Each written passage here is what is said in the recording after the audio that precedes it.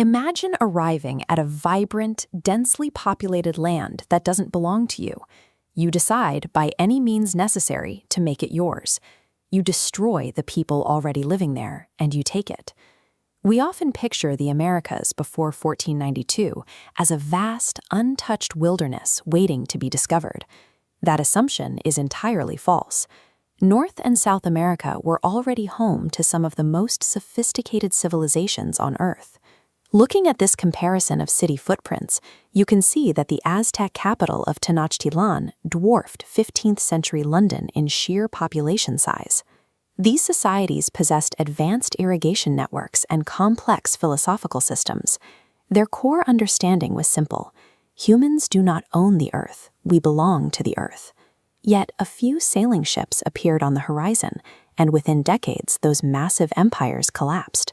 Today, they leave behind only scattered ruins, sitting starkly beneath the modern cityscape. These societies collapsed through the execution of a comprehensive, multi-leveled blueprint for total erasure. The first weapon of this erasure was invisible. Europeans carried lethal pathogens like smallpox and measles within their own bodies. European populations had built up generations of immunity to these viruses. Indigenous immune systems had never encountered them and were left entirely defenseless. This chart illustrates the catastrophic result. Historians estimate that up to 90% of Native Americans perished from disease. These pathogens rode the wind, wiping out entire villages long before a single colonial soldier arrived. The survivors were then met with overwhelming technological force.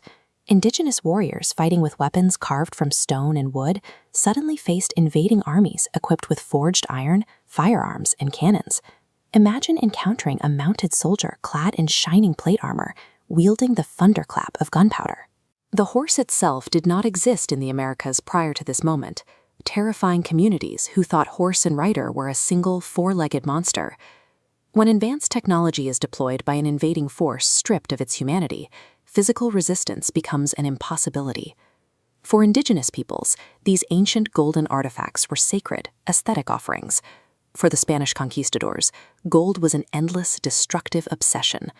To extract that wealth, priceless art was melted down into anonymous, blank bricks.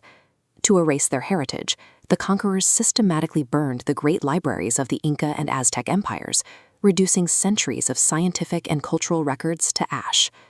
Further north, colonial forces implemented a different economic tactic: resource warfare.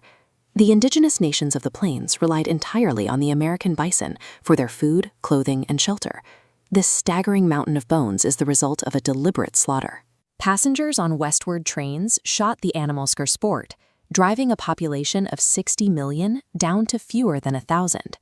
Stripped of their primary food source, native populations were forced to approach colonial outposts for rations. The invaders had effectively weaponized starvation to push independent nations into captivity. On paper, colonial governments offered the illusion of diplomacy. They drafted formal treaties ensuring indigenous land rights in perpetuity. The U.S. government signed over 500 of these agreements. But the moment gold was discovered, they broke every single one. This broken trust was formalized through legislative violence.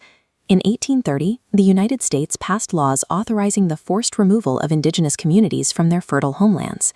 This resulted in the Trail of Tears. Thousands of people, including children and the elderly, were forced to march hundreds of miles into barren deserts, with little to no provision. Thousands died along the route from cold and exposure.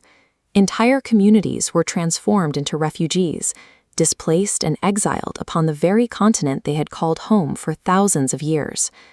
With physical resistance broken, the state systematically targeted the indigenous spirit, instituting a deliberate policy of cultural genocide. Government-run residential schools forcibly separated indigenous children from their families. Their hair was cut, their ancestral languages were strictly forbidden, and they were forced into identical clothing. The explicitly stated goal was to kill the Indian to save the man. Today, only a fraction of that original population remains. Many reside within designated reservations that are heavily burdened by systemic poverty and unemployment. It leaves us with an uncomfortable reality.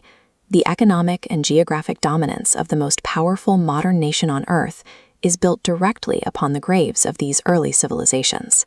Yet their profound connection to the natural world survived this devastation. Their history stands as a permanent warning of how quickly compassion and humanity vanish when confronted by unchecked greed.